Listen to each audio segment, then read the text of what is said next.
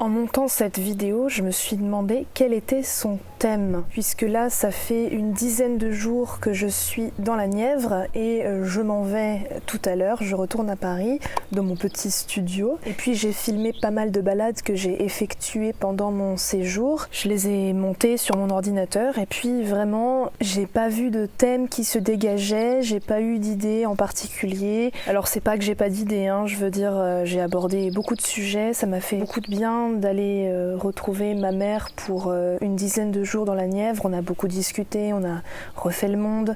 Évidemment, j'ai à peu près 46 000 réflexions par jour, donc c'est pas comme si je n'avais pas d'idée de sujet pour mes vidéos. Mais bon, là, je me suis dit, tiens, une vidéo sans thème particulier ou simplement un peu de balade, un peu de moments calmes, moments de pause. Eh bien, ce séjour dans la Nièvre a été un bon moment de pause pour moi.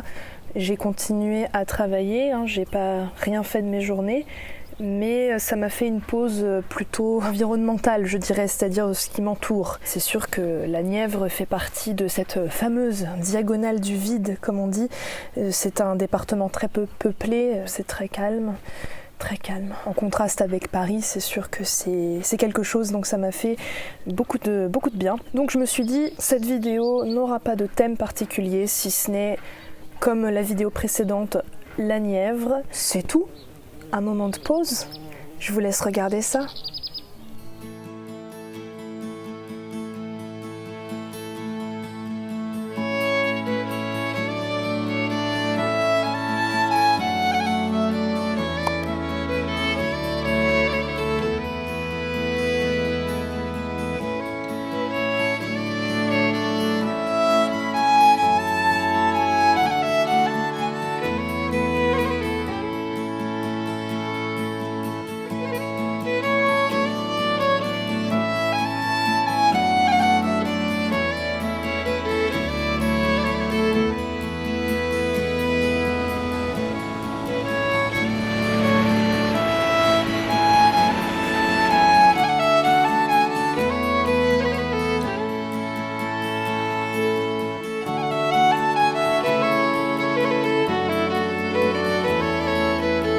Le printemps est là, mais pour être honnête, il fait froid et gris pendant la majeure partie de mon séjour.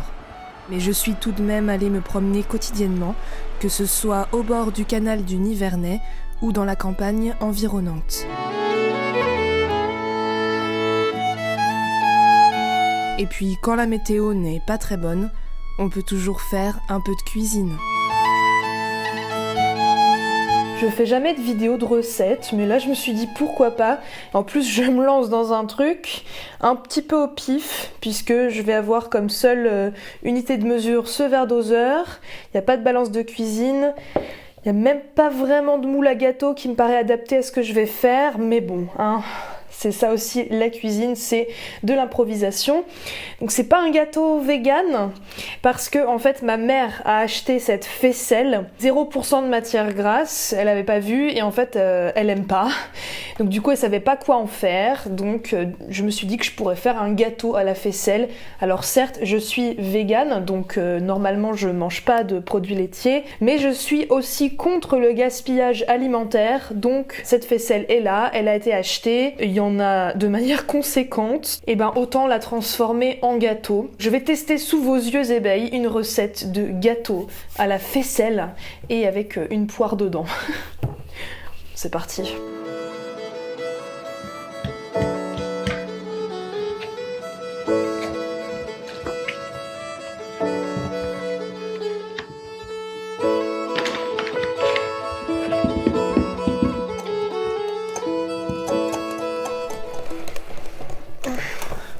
Ça fait bien travailler le bras. J'espère que les proportions sont bonnes, mais ça m'a l'air pas trop mal. Suspense.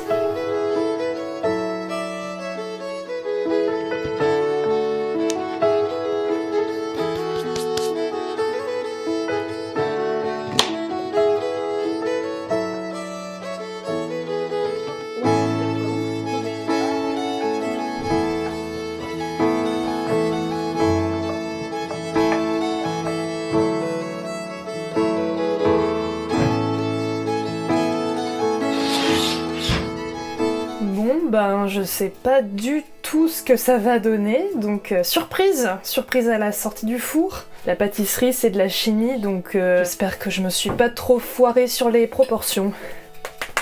Je vous dirai.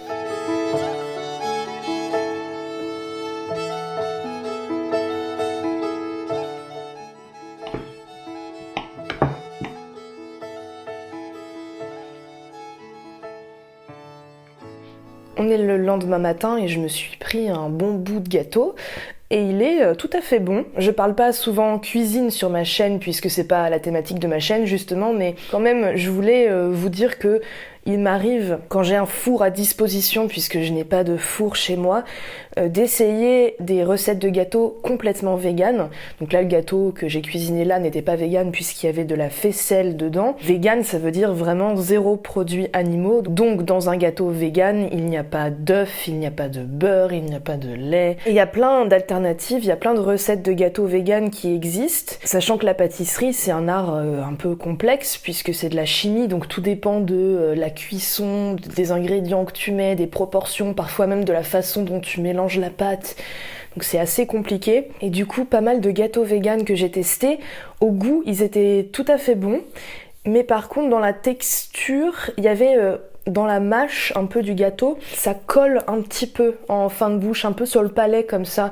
En fait, il y a pas mal de gâteaux que j'ai essayés dont la texture me rappelait un peu les gâteaux de semoule. Ça fait très longtemps que j'en ai pas mangé, ceci dit, mais je sais pas, ça me rappelle un peu ça. Et du coup, je voulais savoir si déjà, vous avez testé des recettes de gâteaux vegan, et si vous aussi ça vous fait ce fin de bouche un petit peu collant comme ça, et si vous savez à quoi c'est dû. Sinon, je me débrouillerai, il y a plein de recettes, il y a même des chaînes YouTube vegan que je suis, dont les recettes ont l'air super bonnes.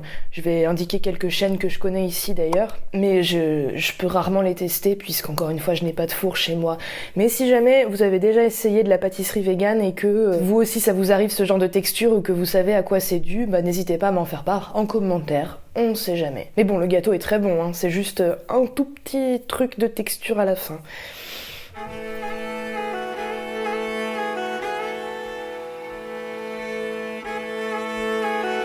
Un autre jour, visite d'Auxerre, la belle préfecture de Lyon.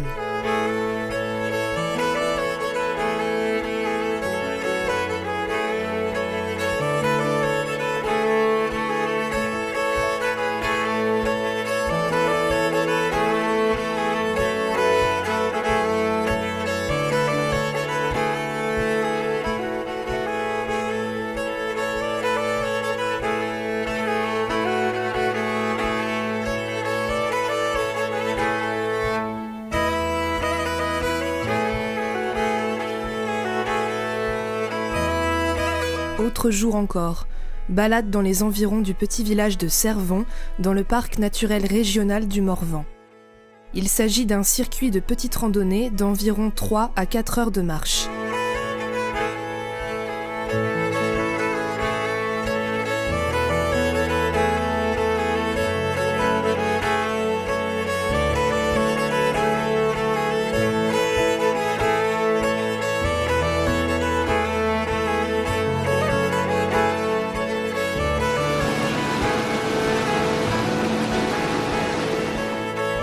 Cette balade aurait pu être l'occasion pour en faire une vidéo de rando découverte, mais comme j'étais avec ma mère, j'ai simplement filmé quelques passages, sans mise en scène ni discours face caméra.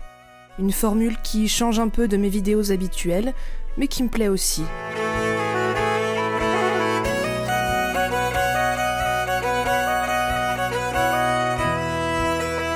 Le sentier passe par la forêt de Montreuil, un joli massif accidenté au creux duquel coule l'Anguison, un affluent de l'Yonne.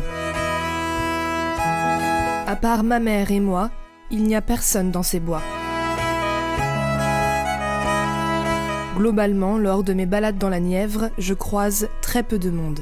La région offre pourtant plein de superbes randonnées, des paysages magnifiques et sauvages, mais le département est peu habité, peu connu, peu touristique. Ça a ses bons aspects comme ses moins bons. En tout cas, si l'on est en recherche de tranquillité, d'authenticité et de paysages très peu urbanisés, c'est dans le Morvan qu'il faut aller. D'ailleurs, saviez-vous que le Morvan est l'un des meilleurs endroits de France pour observer les étoiles ? La pollution lumineuse est si faible que les conditions sont idéales. Ça donne des idées pour le bivouac.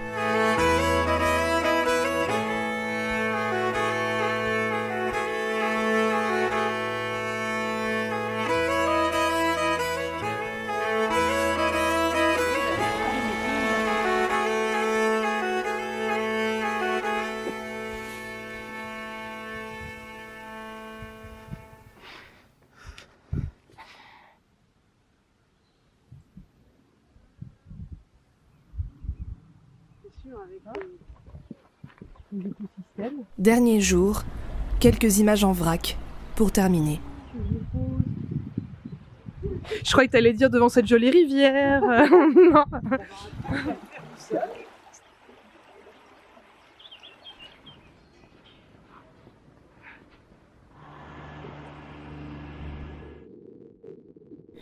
C'est la fin de cette vidéo et c'est la fin de mon séjour dans la Nièvre, donc j'espère que ça vous a plu. Quant à moi, dans les prochains jours / prochaines semaines, ça dépendra de plusieurs critères, notamment la météo, mais normalement, une autre aventure est prévue. Alors est-ce que ce sera la vidéo de la semaine prochaine ou celle d'après? Je ne sais pas, pour l'instant je n'arrive pas vraiment à me projeter, mais en tout cas, des petites aventures seront prévues avant de grosses aventures à venir. Je ne vous en dis pas plus pour le moment, je garde un peu de suspense. Et puis moi je rassemble mes esprits et mes idées aussi. Donc comme je le disais, j'espère que cette vidéo vous aura plu et si c'est le cas, n'hésitez pas à laisser un pouce en l'air qui me fait toujours chaud au cœur mais qui aide également pour le référencement de ma chaîne YouTube et de cette vidéo en particulier. Si vous n'êtes pas encore abonné à ma chaîne, le bouton s'abonner est juste en dessous.